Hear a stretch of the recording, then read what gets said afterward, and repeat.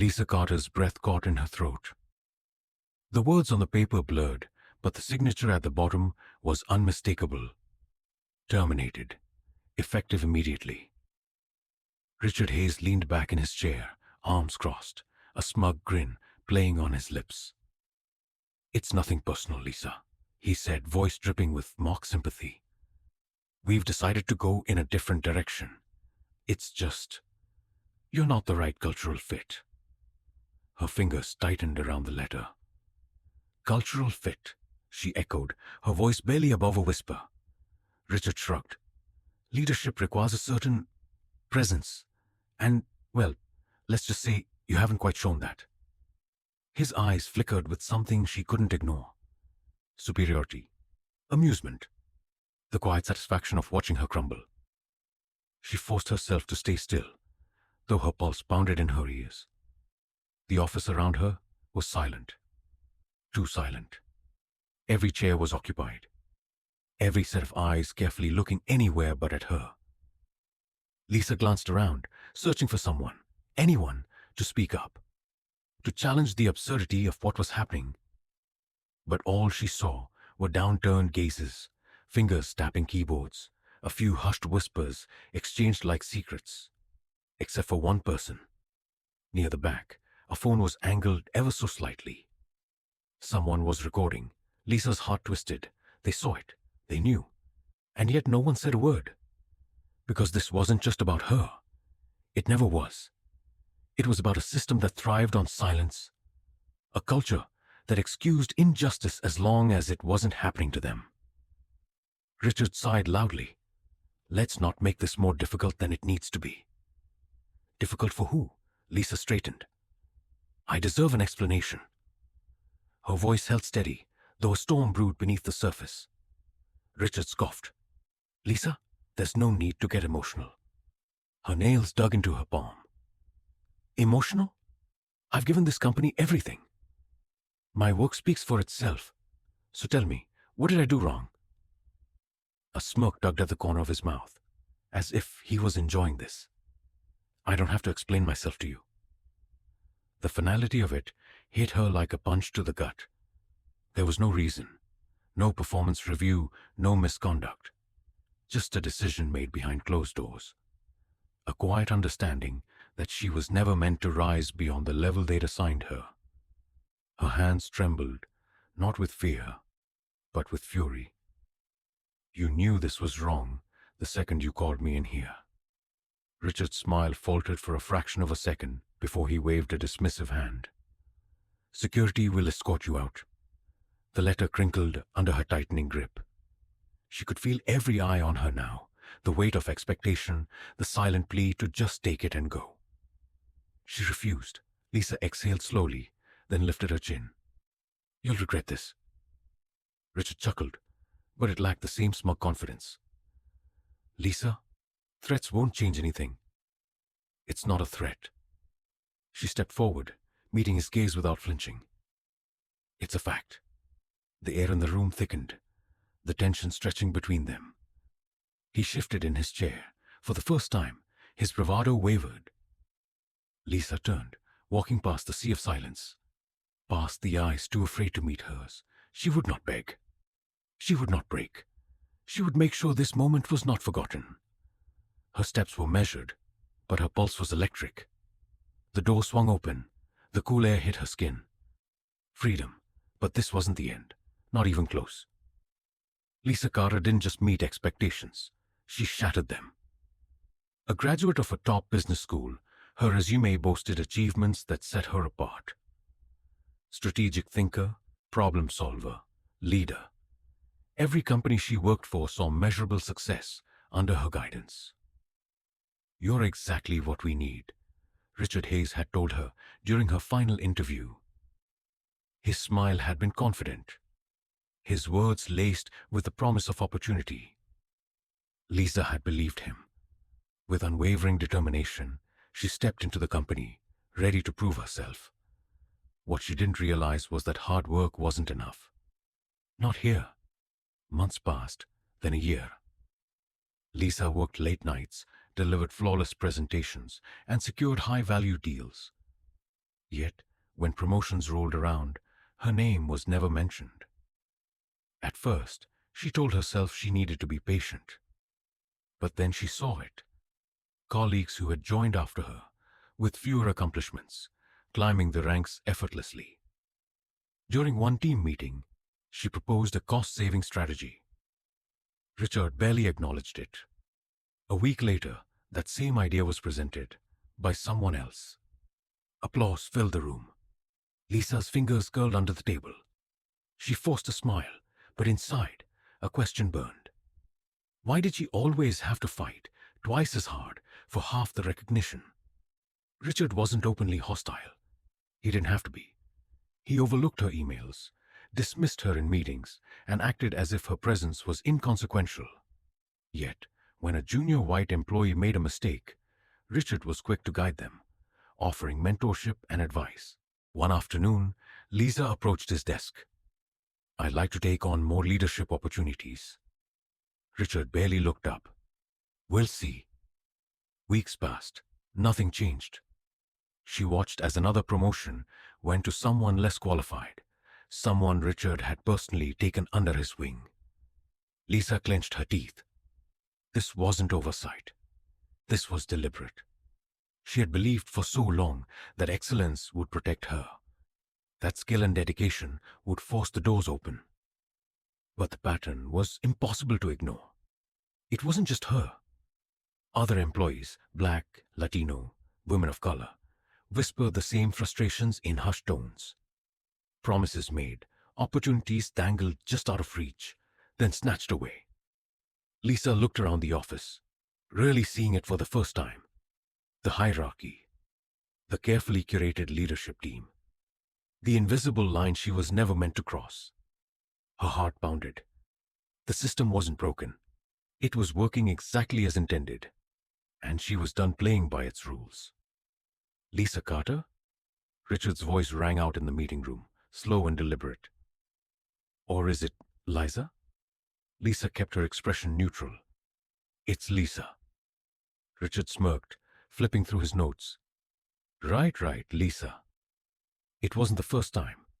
Every correction was met with the same careless chuckle, the same dismissive wave of his hand. But when it came to her white colleagues, Nathan, Emily, Paul, there were no mistakes. Their names rolled off his tongue effortlessly. Lisa exhaled slowly. It wasn't forgetfulness. It was something else entirely. Hey Lisa, can you compile the reports for next week's presentation? Lisa's fingers tightened around her pen. Actually, I was hoping to take the lead on that. I've done most of the analysis. Richard barely looked up. Let's have Mark present instead. You're great with details. Just make sure everything's in order. Mark, who had joined months after her. Mark, who barely understood the numbers she had crunched.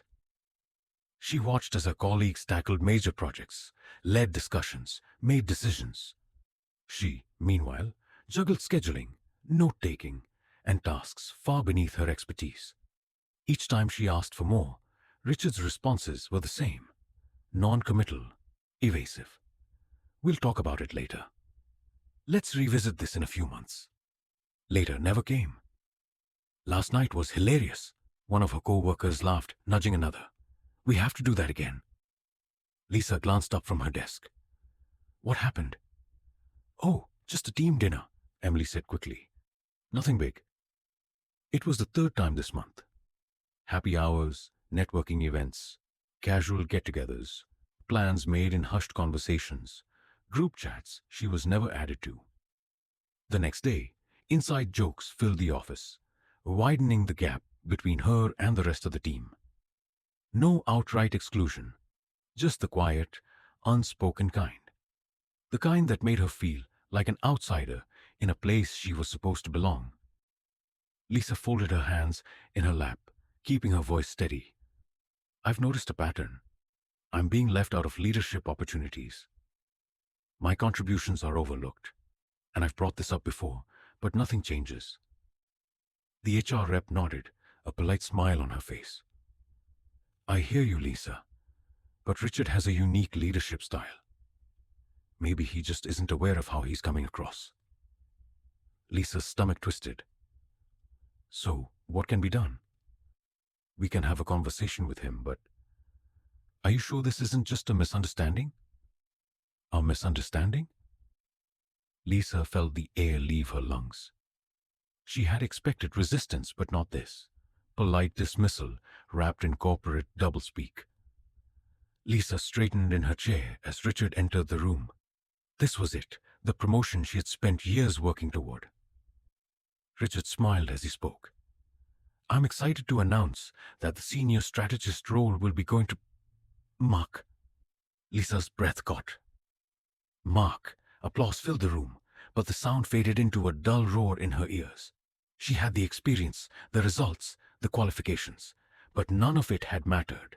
Lisa swallowed the lump in her throat, her hands curling into fists under the table. This wasn't disappointment. This wasn't bad luck. This was the moment she knew. She was never meant to win here. Richard's voice booms across the office, slicing through the usual hum of keyboards and quiet conversations. Lisa Carter, your time here is up, he announces, his tone laced with manufactured authority. We're restructuring, and unfortunately, we need a stronger team. Silence. A suffocating stillness spreads through the room. Lisa grips the desk's edge, her heart hammering. This isn't just about losing a job, it's about being erased. She scans the room, catching fleeting expressions of discomfort, guilt, relief. No one moves. No one speaks, but a phone lifts discreetly in the corner, the record button glowing red. Richard, Lisa says, voice steady. Despite the chaos in her chest, I deserve an explanation. Richard smirks, folding his arms. Deserve? He chuckles. Richard leans back in his chair, smirking as his colleagues chuckle around him. I told you, he says, swirling his coffee. Some people just don't fit the culture. Carter? She was never leadership material. A junior associate shifts uncomfortably, but says nothing. Richard notices. Oh, come on, he scoffs. She had a good run, but let's be honest, she was never going to make it here. Laughter ripples through the room, though it's forced. He doesn't care. As far as he's concerned, Lisa Carter is history. A sudden chime echoes through the office. Monitors light up with a company-wide email. New leadership appointment. Richard glances at the screen, barely interested, until he sees the name. Lisa Carter. His grip tightens around his coffee mug. His throat dries. The office goes eerily quiet as employees exchange wide-eyed glances. Someone mutters, "No way." Another whispers, "Is this real?" Richard forces a chuckle, but it falters. This has to be a mistake. But it isn't. And the silence stretching around him confirms what he refuses to accept. Lisa Carter is back, and she's in charge. The sound of heels clicking against the polished floor cuts through the stunned silence. Lisa Carter steps through the entrance, her posture unshaken, her expression unreadable. Conversations cease. Richard's heart pounds as he watches her move with effortless authority. The woman he publicly humiliated is now the most powerful person in the room. He scrambles to his feet, forcing a weak smile. Lisa. Miss Carter, what a surprise. She doesn't even glance at him. Without breaking stride, she walks past his desk, straight toward the executive offices, the space that once belonged to him. Richard's stomach twists. The walls are closing in. Before Richard can react, a firm voice interrupts his spiraling thoughts. Mr. Hayes? He turns to see an HR representative standing before him, expression unreadable. Behind her, two board members linger, their gazes sharp. The board has reviewed recent complaints. She continues, her tone crisp. We need to talk. Richard opens his mouth to argue, to deny, to grasp at some excuse. But nothing comes. The weight of reality crashes down, suffocating. He glances around the office expecting sympathy, support, something, but all he sees are neutral faces. People waiting, watching. Lisa Carter is no longer the one walking out. This time, it's him. Lisa stands before the company, her voice steady, her presence undeniable. The room is silent, eyes fixed on her, not out of fear, but respect. This isn't about me, she begins, scanning the faces before her. It's about the culture we've allowed to fester here, the silence, the complicity, that ends today. Murmurs ripple through the audience. Some nod, others shift uncomfortably. I don't believe in tearing people down. I believe in building something stronger. And that starts now, with accountability, with fairness, with opportunity for everyone. No gloating, no vengeance, just purpose. And they can feel it. Richard sits stiffly, hands clasped, jaw tight.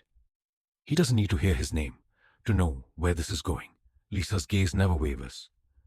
For too long, leadership has failed to uphold the values this company claims to stand for. Today, that changes.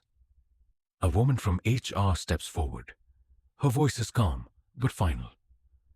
Richard Hayes, effective immediately. Your employment is terminated. Security will escort you out. Gasps. A few exchanged glances. Richard opens his mouth, but nothing comes out. His own game turned against him.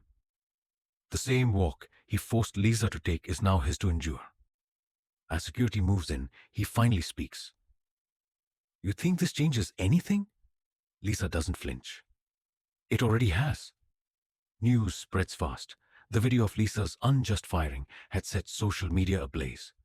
Now, the footage of Richard's downfall does the same. But this time, the reaction is different. Accountability, one post reads. Justice served, says another. The world watches. And inside the company, a shift begins. Employees who once stayed silent now find their voices. Policies are questioned.